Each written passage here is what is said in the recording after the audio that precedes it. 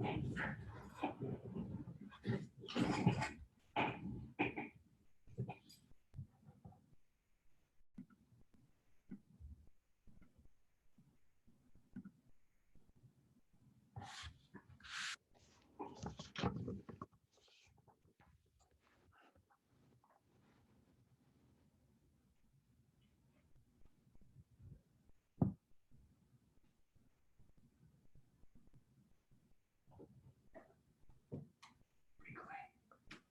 can you close the door?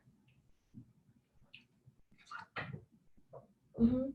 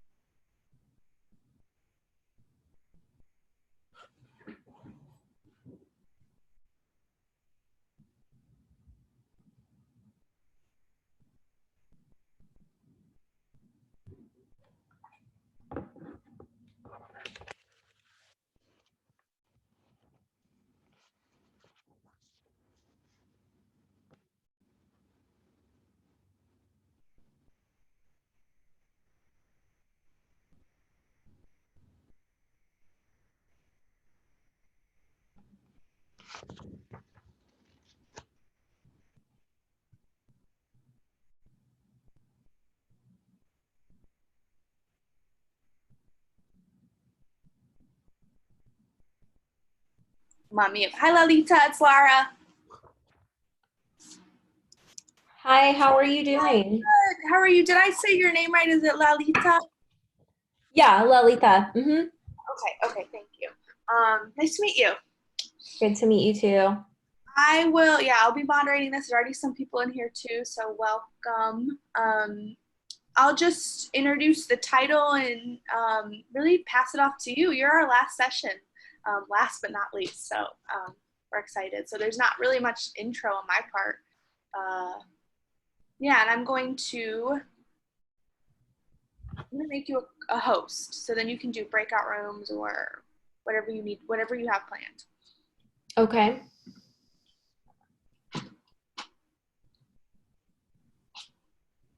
Make a co-host, and that's what I can do.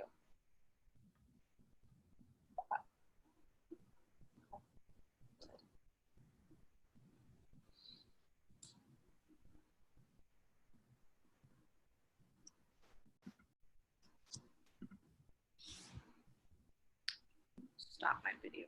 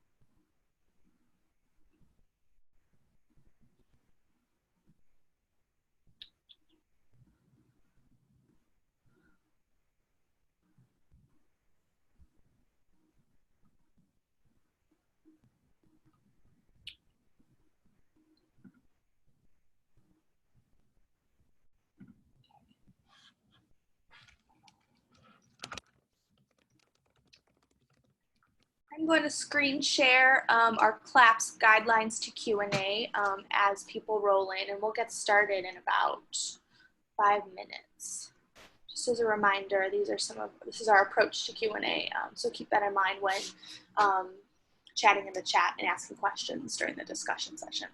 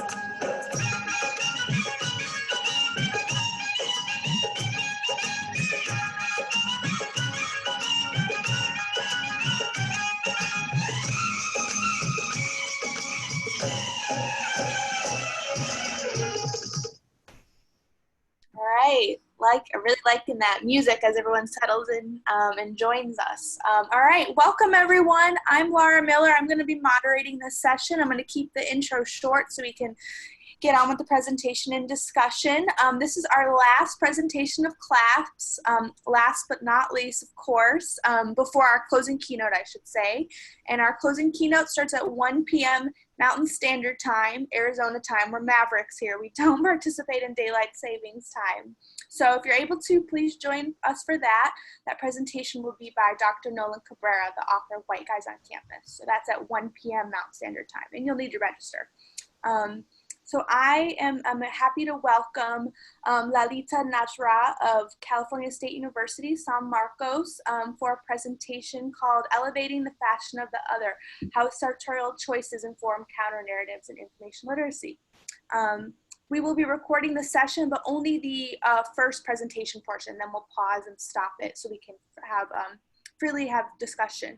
And if you're interested, feel free to save the chat. Every attendee can do that on their own. We won't be saving them and posting them just for privacy reasons. And I'll monitor the chat, and if you have any conference questions, just post them in there and I can answer. Okay, take it away. Thank you, everyone. Thank you. I'm so excited to be here with you all and sharing my research with you. So I'm going to share my screen so that you can see my slides.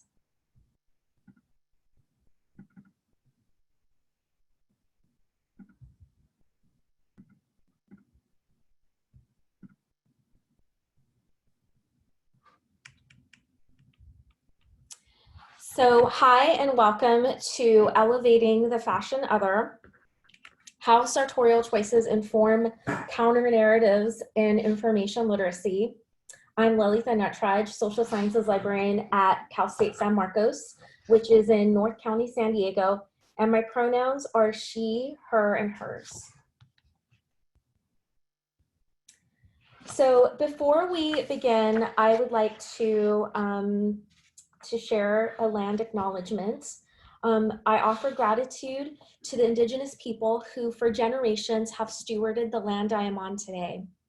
I acknowledge that the land on which I share this presentation is the traditional unceded ancestral territory of the Luiseno Payom people.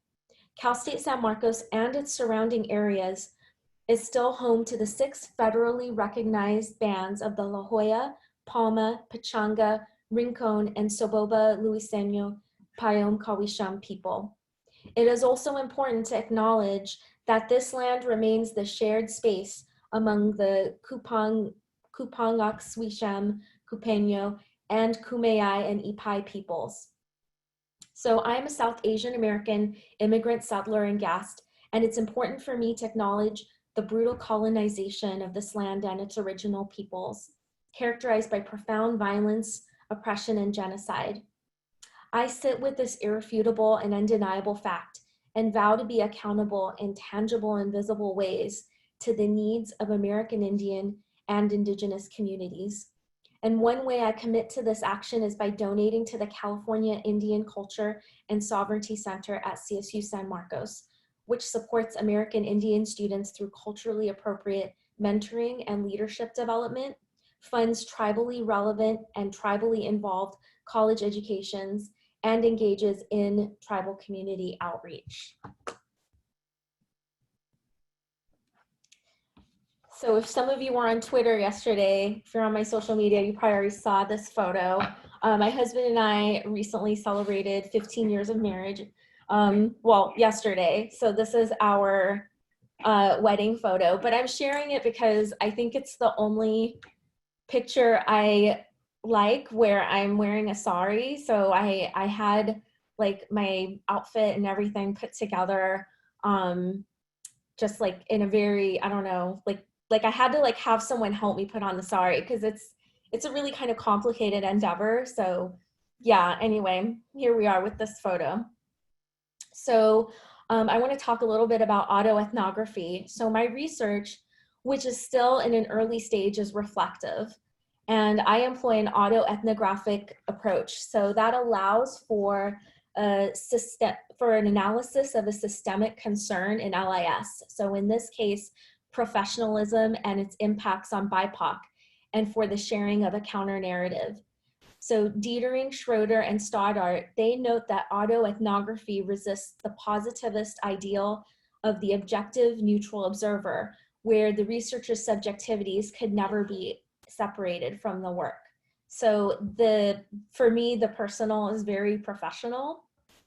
So a lot of what I'm sharing today, it stems from just a lot of questions that I've had in like my personal life, contending with immigrant identity, and then how that factors into my own work. So I'm sharing some family photos here. So starting from the left, that's a picture of my mother in her, I want to say like maybe mid-20s.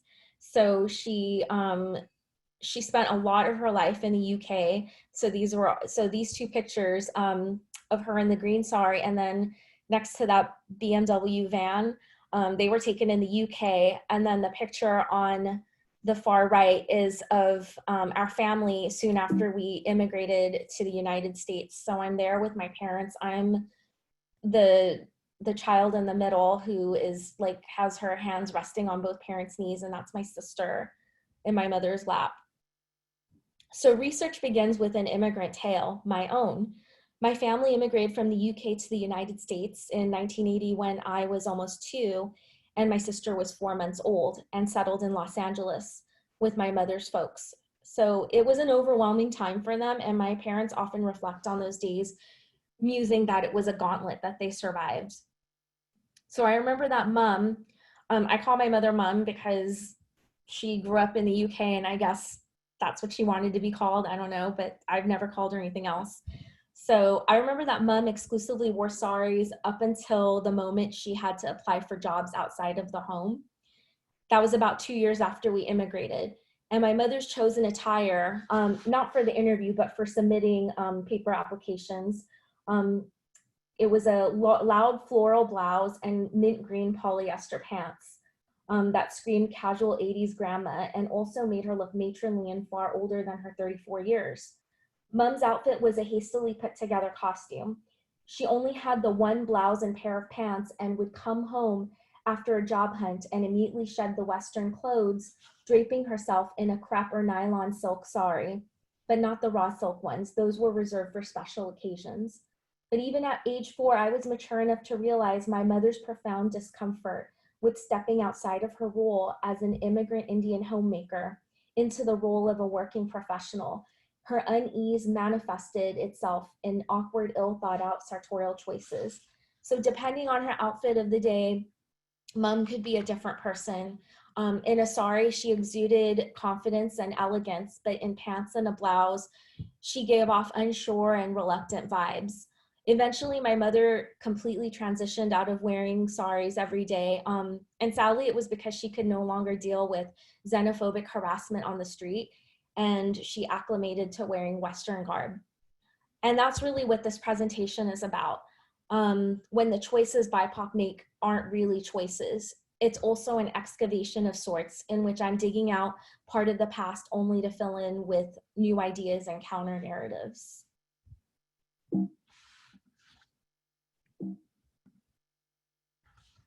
So I want to talk a bit about ancestral connection. Specifically looking at the concepts of Swadeshi and Swaraj. So Nirali Shah writes that social movements are intentional collective efforts of a community to transform the prevalent social order. And one such collective effort was Gandhi's Swadeshi movement in 1920s British India, which was informed by an earlier movement in Bengal. So Swadeshi is the combination of two Sanskrit terms, Swa meaning self and Desh meaning country. And so items that are called Swadeshi, it basically means that these are items that are made in India. So you can see here I've included like an ad, an old vintage ad of Swadeshi encouraging people to buy Indian. And then down here we have women who are sewing, or not sewing, excuse me, they're using a loom to manufacture, or to make like what's called khadi, which is homespun cloth. So Lisa Trivedi, scholar Lisa Trivedi, notes that Western educated Indians drew connections between the poor living conditions of India's population and the increasing wealth of the British government. So modern technologies, she writes, modern technologies imported into India by the British, namely railways, were not aimed at improving the welfare of India's vast population, but instead at exploiting Indian resources for the benefit of Britain's industrial economy. And Bengal's Swadeshi movement was rooted in these critiques of the British. In August 1905, moderate Bengali politicians proposed a boycott of British goods in favor of Indian-produced ones. So clothing itself has a fraught history when it comes to just the relationship, the complicated relationship between Britain and India. Clothes were used to manipulate Indian subjects and to underscore a racial hierarchy in which whiteness was superior or seen as superior. And Trivedi notes that Western clothing was increasingly associated with the crown and the promise of Western progress, which supplanted traditional native authority. And in the Victorian era, the British moved to reform Indian women's clothing specifically, deeming it prurient or sexually suggestive.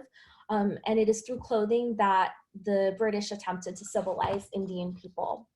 So Gandhi's Swadeshi movement was more than a boycott. It was the equivalent of an economic FU to Britain. A fight for Swaraj. So Swaraj means self-rule. So at the heart of Gandhi's Swadeshi movement were the invention and popularization of a nationalist style. So Trivedi notes, patriots did more than wear khadi or khadar, which is homespun cloth. They slept on khadi bed linens and decorated their homes inside and out with the cloth. But even more significantly, because khadi was a tangible object, it easily became a powerful political symbol used in protests and other gatherings in British India's public spaces. So Swadeshi was anti-capitalist, decrying industrialization in favor of fostering relationships of independence within local communities.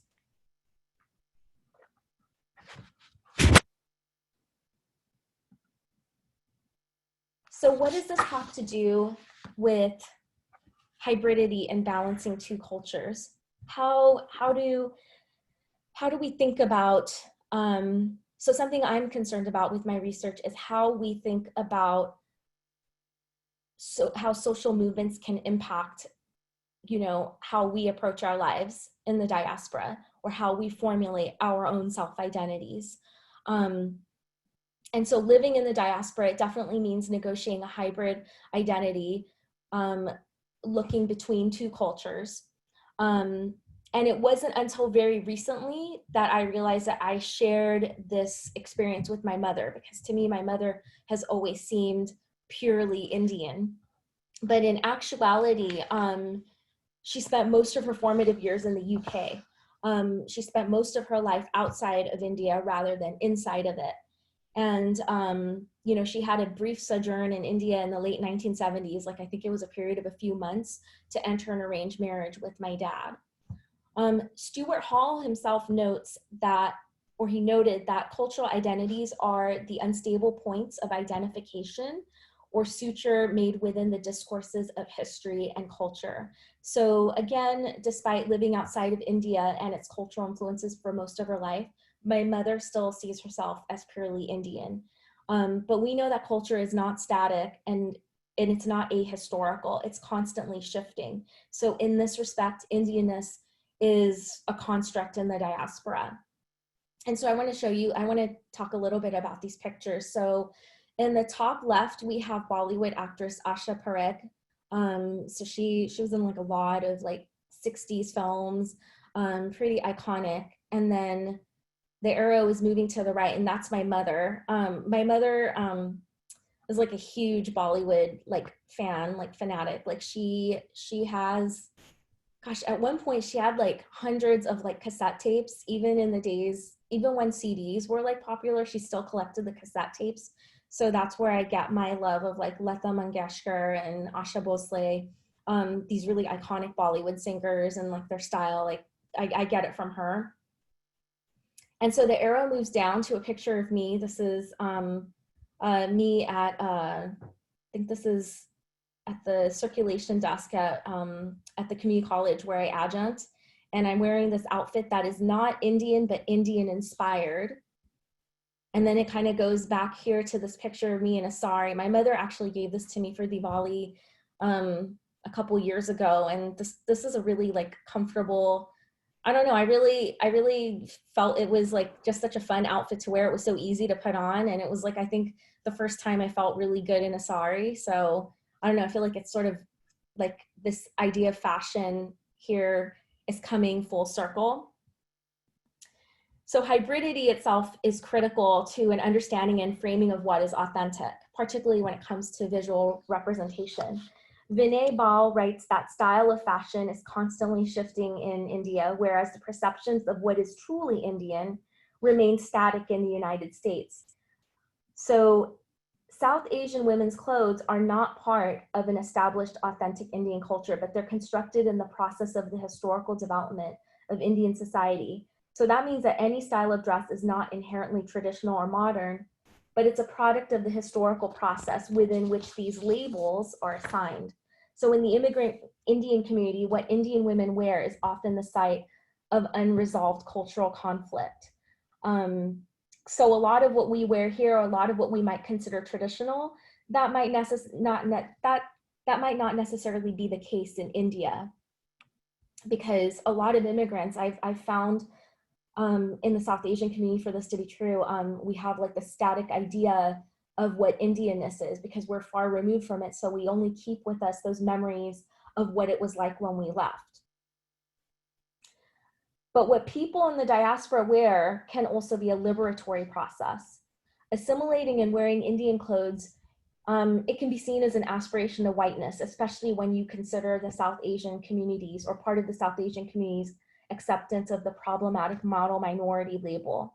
So I'm well aware that there's no such thing as traditional, particularly when it comes to Indianness, but I still derive some comfort in adorning myself in a bindi or bright fabrics and textures with South Asian motifs.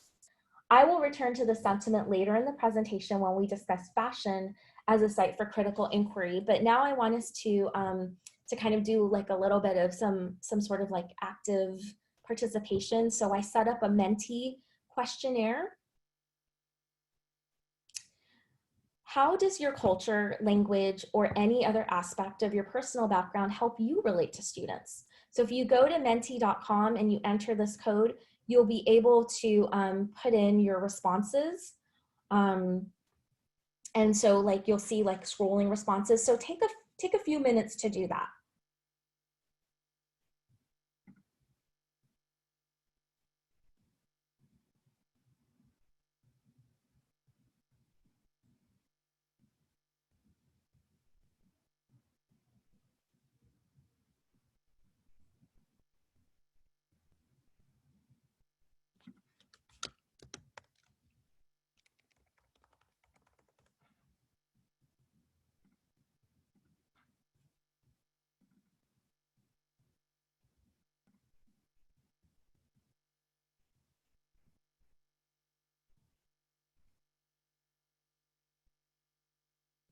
So I'll keep the screen up so that you can see the Menti code.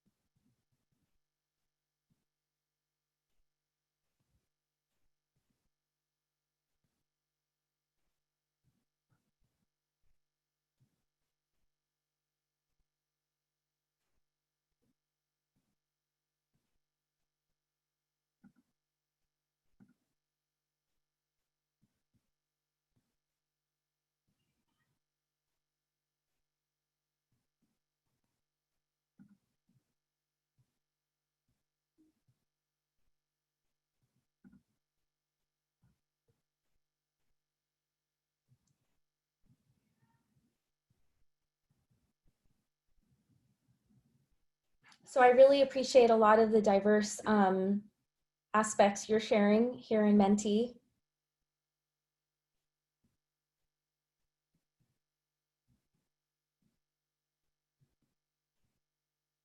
People are talking about pop culture, also talking about styling of hair, particularly for Black people, which is really an interesting conversation.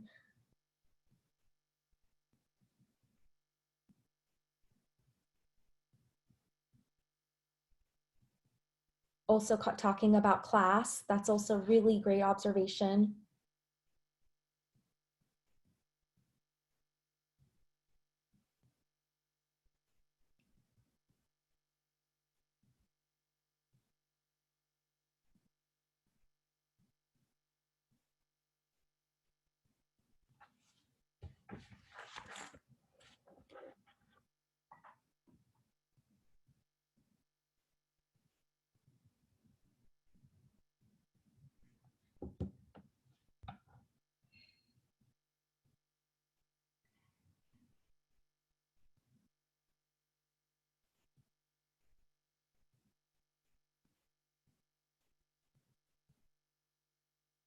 Culture and language. Being introverted, okay, that's interesting.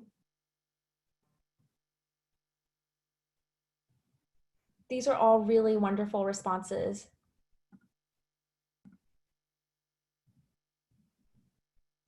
Okay, let me see if I can make these bigger. Apologies.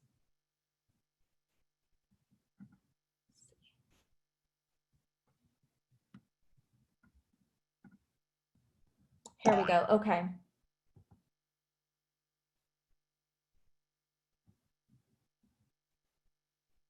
I have a couple more mentees, so I will definitely make sure to make the slides bigger.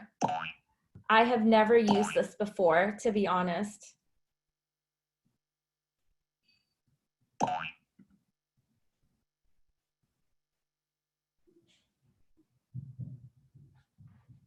Okay, so I'm gonna come back to the presentation, but thank you for sharing these responses.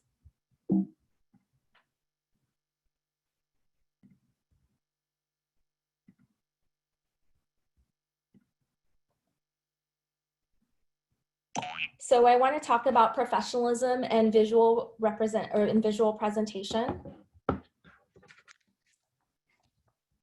So these are, sorry, I'm a very irreverent person, but these pictures here that I'm sharing, so on the left side, this is actually a photo of me the day of my interview at Cal State San Marcos. So this is the outfit I had to wear, and I had to wear this all day.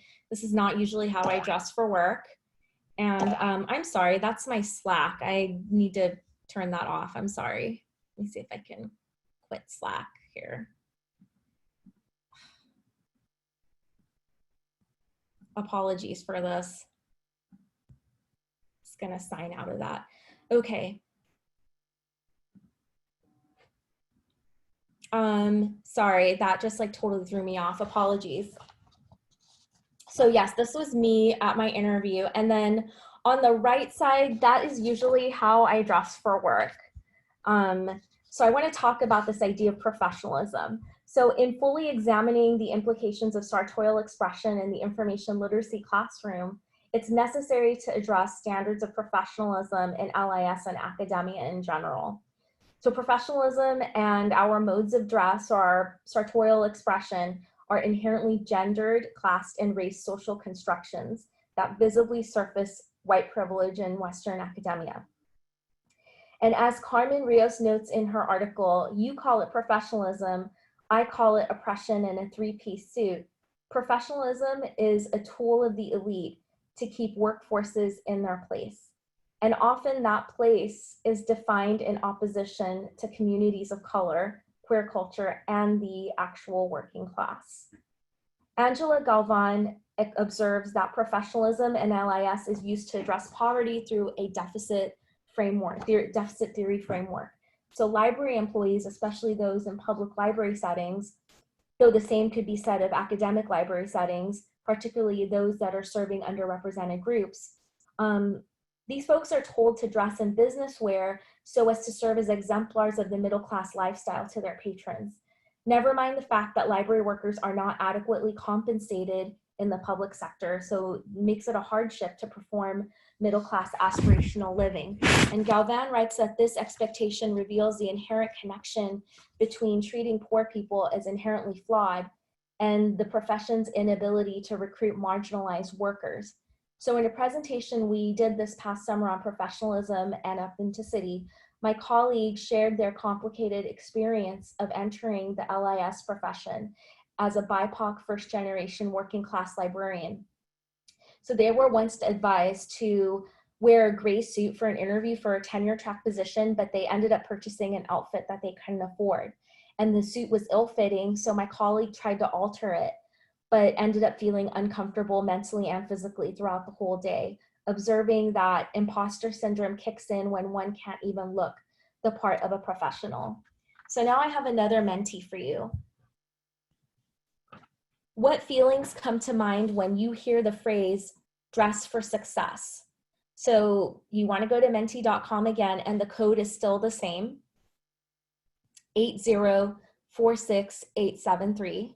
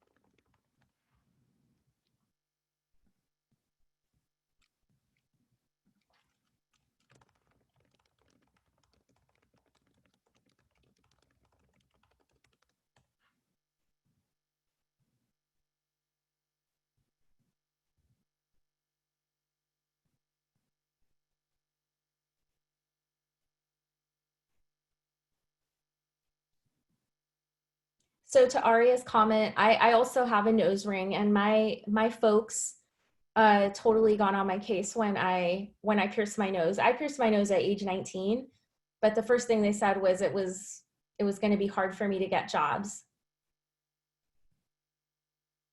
which hasn't been true at all because most people don't notice.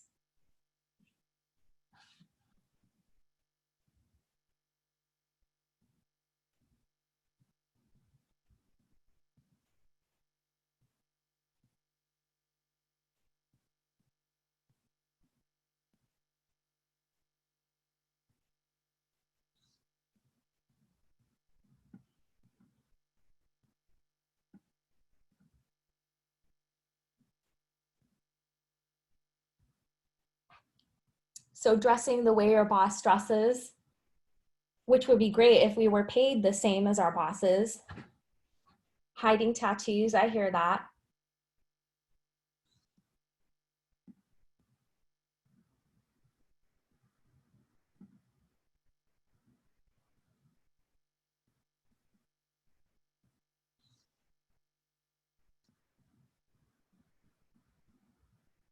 Restrictive, male coded, I agree with that, Carrie.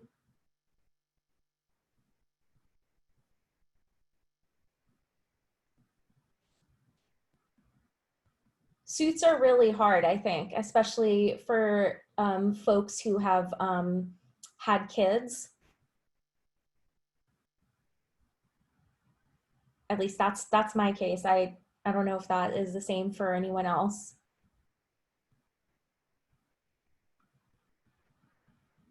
Yes, elastic. I agree, Aubrey.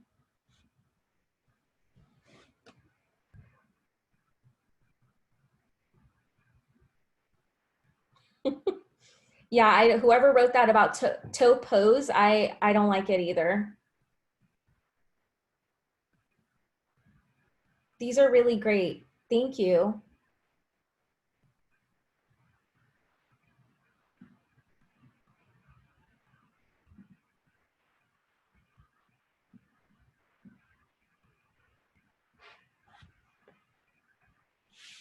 So I want to share this quote from Alok Menon.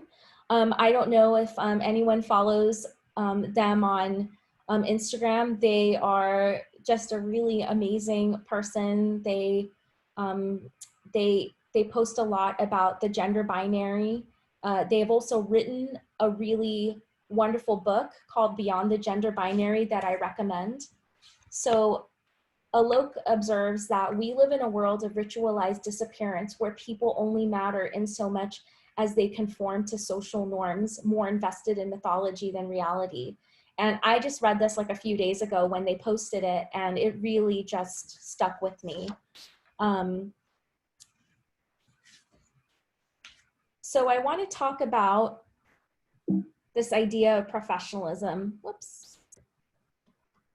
Bourdieu observed that profession as a neutral concept is dangerous because it makes no distinction with respect to economic status. And I think a lot of you got at that in your mentee responses.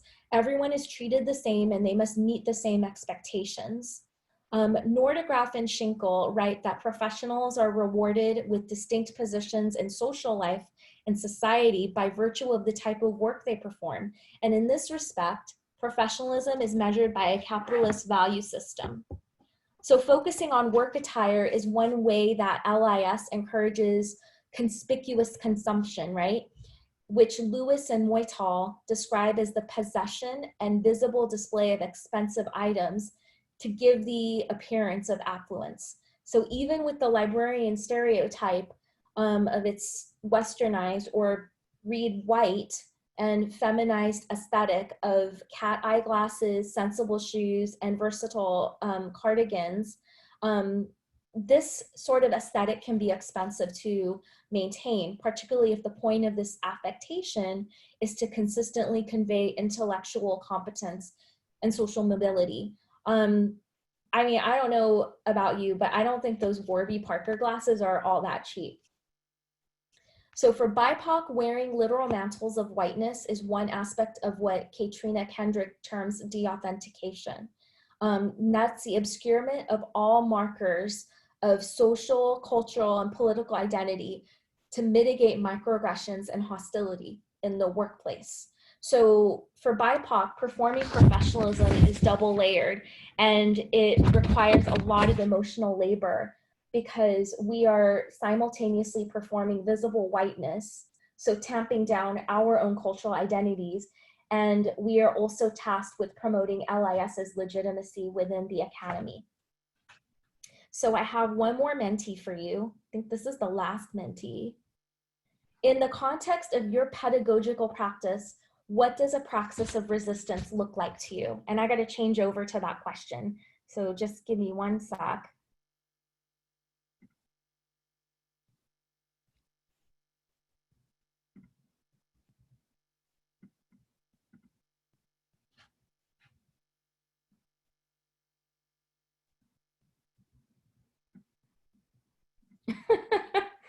No bra, okay.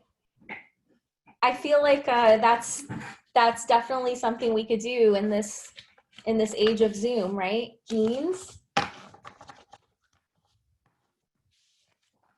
Showing my tattoos and wearing all black, nice.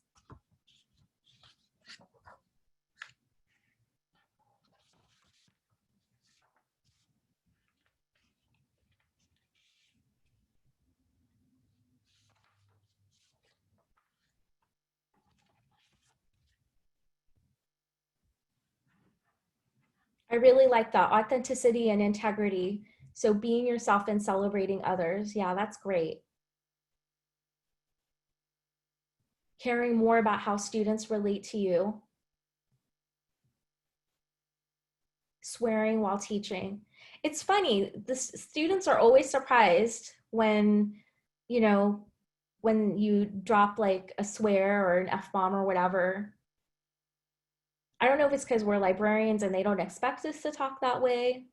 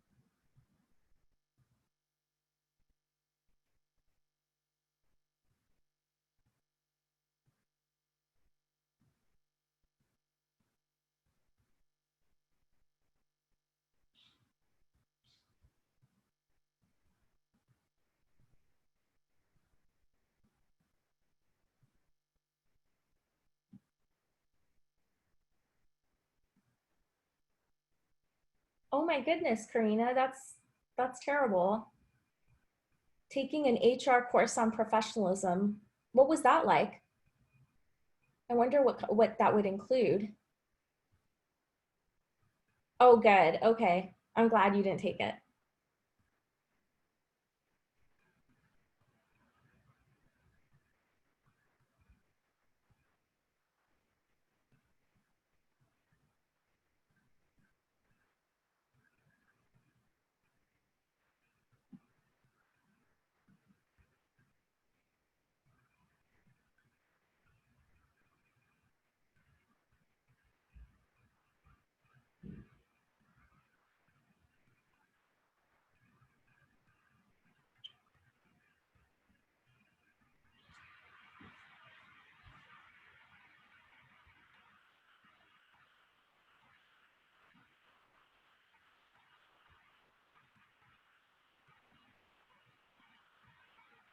I like that. Dress for comfort is success in itself.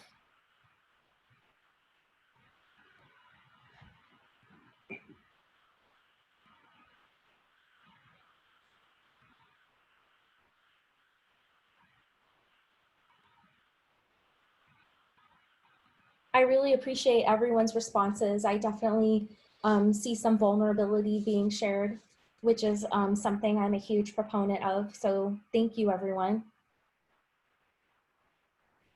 So I'm going to go back to the presentation. Thank you for all of these wonderful responses.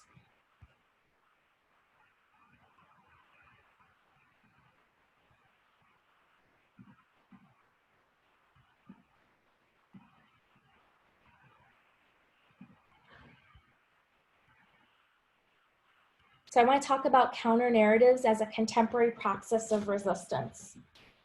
So given the auto-ethnographic nature of this presentation, I reflected a great deal on the historical and contemporary representations of South Asian and South Asian American diasporic or South Asian diasporic aesthetics, and how conversations around the politics of fashion can foster intersubjectivity within the information literacy classroom, particularly between BIPOC instructors and BIPOC students. So in talking about Swadeshi, I have often wondered if such a movement could be a bridge to a contemporary praxis of resistance.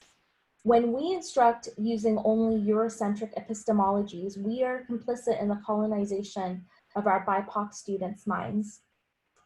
And so using fashion as a starting point, there's an opportunity to engage in culturally responsive teaching that challenges those Eurocentric epistemologies. Dolores Delgado Bernal and Octavio Villalpando note that cultural resources include the knowledge, practices, beliefs, norms, and values that are derived from culturally specific lessons within the home and local communities of people who have been subordinated by dominant society. So when we, as the instructors in front of the classroom, visibly defy those professional norms that are intended to downplay identities falling outside of the defined white middle to upper class standards, we are connecting with our students and showing them that we too have to learn how to survive in the space that was not made for us. And as professionals having to perform on this putatively neutral ground, our cultures nurture and empower us. So that last sentence there, that's actually from a forthcoming chapter that is going to be in Sophia Lung and Jorge Lopez McKnight's anthology coming out next April, I want to say, called Knowledge Justice. So that chapter I wrote with Tori Quinonez and Antonio Olivas. I personally don't claim to be performing any sort of authentic representation of Indianness because there just really is no such thing. But I make it clear through my sartorial choices that I refuse to conform to an ongoing visual performance of whiteness in the academy, especially one that oftentimes feels staid and static. I clearly recall a brief exchange at last year's ACRL in Cleveland with an attendee. We were standing in line waiting to meet Alison Bechtel, and a white female identifying person complimented a statement necklace that I was wearing. But after they complimented me, they mused that they wouldn't have the courage to pull it off. So I was probably, I don't remember exactly what I was wearing that day, but it was probably something brightly colored, and most likely I was in jeans. But that person was properly attired, or what you would call properly attired in quotations. They were wearing an understated blouse and slacks. The remark struck me as odd because, intentional or not, this person was making a distinction between what was and wasn't acceptable in this setting. And clearly I stood out, but not necessarily in an appropriate way. So I want to share this quote excerpted from our chapter. As a critical race theory strategy, counter storytelling disrupts majoritarian narratives and enhances the agency of oppressed populations by centering their stories and experiences. So far from simply being responses to dominant narratives, counter stories have the power to further to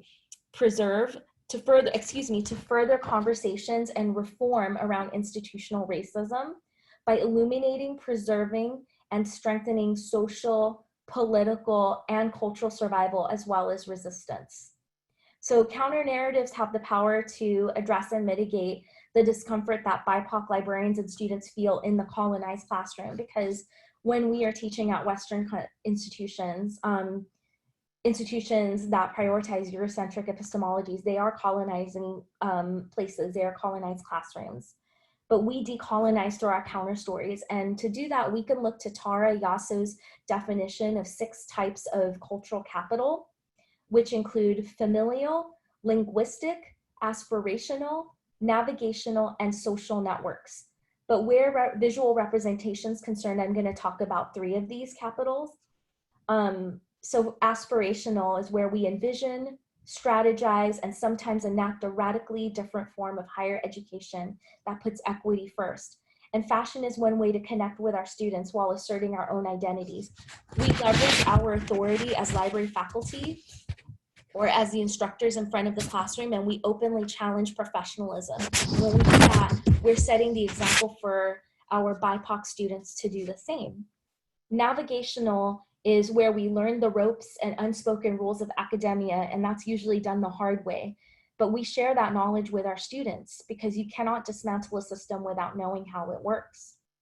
And in social networks, well, librarians exist in the 3rd space, and students who feel lost, out of place, or don't know what questions to ask, they can approach us. They can feel comfortable approaching us in low stakes settings. And then lastly, resistant. Our personal visions and professional missions are almost always involving the dismantling of oppressive structures that harm our students and our colleagues. But engaging in this effort means building trust. And as often as we don't like to admit it, first impressions matter. And it's important for our students to see us as we wish to be seen. And so here I want to talk a little bit about these images. Here on the left, you have this lady wearing like a sari that's, the colors represent the colors of India. These are colors in the national flag. And she's here in front of the loom, which is representing making khadi, the homespun cloth. And so T is 100% Swadeshi. So this is a vintage Indian ad. And then here, coming back to me, this is me wearing a We Here shirt. I hope some of you were able to purchase this. These shirts are great. But it says, we're what we need, we here.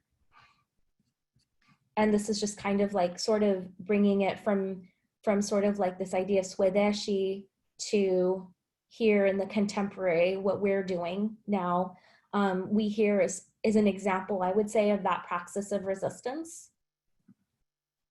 So that pretty much concludes my presentation. If you want a bibliography of the sources that I cited, you can go to this bit.ly. It's bit.ly and then claps_LN. My slides template was Orange Memphis from SlidesGo. And then the images are Creative Commons images. Some came from the Partition Museum Archive in Amritsar and the Madras Courier newspaper, and then my personal collection. And then I'm gonna go to the last screen. So here, I don't know if you can see this, but this is the statement necklace that I wore. So it's not anything terribly revolutionary, but that person, I don't know, that's what they thought, I guess. Does anyone have any questions?